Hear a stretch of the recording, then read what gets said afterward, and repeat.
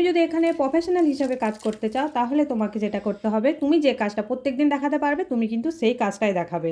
কিন্তু আমরা কি করি, আমরা মনে মনে ভাবি ব্লগ ভিডিও দেখাবো, আমাদের এই ঝাড়ু দেওয়া পোছা এইসব জিনিসগুলো কে দেখবে। তেমনটা কিন্তু নয়, তুমি যেটা পারবে তোমাকে প্রত্যেক দিনই দেখাতে হবে। আর তুমি যদি ডেলি ওই ঝাড়ু পোছাটাই দেখাতে পারো, মানে যেটা ব্লগ ভিডিও কিংবা ধরো কমেডি ভিডিও খুঁজে বা কোথায় খুঁজে পাবো কি করব বুঝতে পারি না, তখন আমরা কি করি না অন্য অন্য ভিডিও দিতে থাকি। সেই জন্য আমাদের ভিডিও কিন্তু কখনোই ভাইরাল হয় না। আর আশা করি এরপরে বেশি ভাট না বকে এরপরে নিজের কাজগুলো শর্ট শর্ট মানে খুব তাড়াতাড়ির মধ্যে কাজগুলো শেষ করে নিই। তো আমি আজকে বানাবো চিকেন কষা।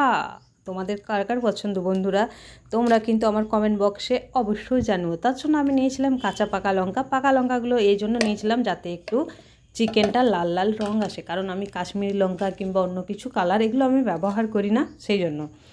আর দিয়েছিলাম টমেটো, আর দিয়েছিলাম পেঁয়াজ, তারপরে যেগুলো মাস্ট লাগে আদা রসুন জিরে। কিন্তু গোলমরিচটা অনেকেই দেয় না, গোলমরিচটা দিয়ে একবার টেস্ট করে দেখতেই পারো, সেটা কিন্তু অনেক টেস্ট হয় আর অনেক ভালো লাগে।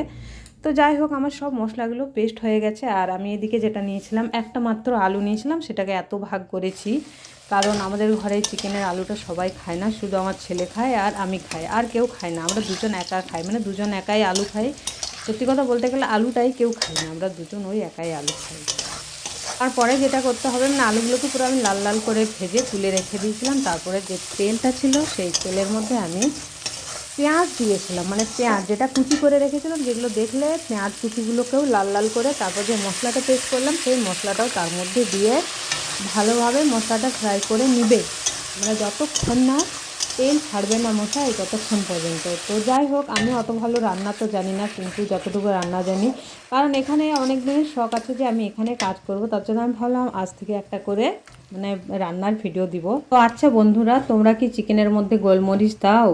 মানে অনেকেই আছে যারা কিন্তু চিকেনের মানে মাংসের মধ্যে গোলমরিচটা খায় না, কিন্তু সত্যি বলছি তোমরা একবার গোলমরিচটা দিয়ে দেখবে, দেখবে কত যে টেস্ট হয় তা কিছু বলে বোঝানোর মতো না।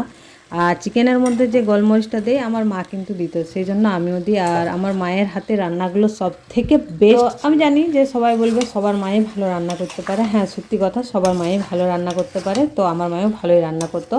তারপরে আস্তে আস্তে সব চিকেনগুলো দেওয়ার পরে ভালো করে মানে আস্তে আস্তে একদম পুরো গ্যাসের ফ্লেমটা কমাই, তারপরে নাড়ে চাড়ে ভালো করে মানে ঢাকা দিয়ে দিয়ে ভালো করে কষাতে হবে। আমি যেটা করছিলাম মানে একটু নাড়াচ্ছিলাম, তারপর আবার ঢাকা দিচ্ছিলাম, তারপর আবার ওটাকে তুলে আবার নাড়াচ্ছিলাম, মানে আমি এইভাবে আস্তে আস্তে চিকেনটাকে পুরো কষে নিয়েছিলাম। আর দেখতেই পাচ্ছ মানে এইটুকু কষা হচ্ছে তাই কত সুন্দর দেখাচ্ছে না চিকেন। তারপরে যেটা হয়েছিল এই দেখো চিকেনটা এমনিভাবে কষা হয়েছিল। পুরো ভিডিওটা মানে আমি করছিলাম। বন্ধুরা বুঝতে পারলে আমরা কিন্তু এইভাবেই মাংসটা রান্না করি, আর তোমরা এইভাবে একবার করে দেখবে তো কেমন টেস্ট হয়, অবশ্যই একবার কর।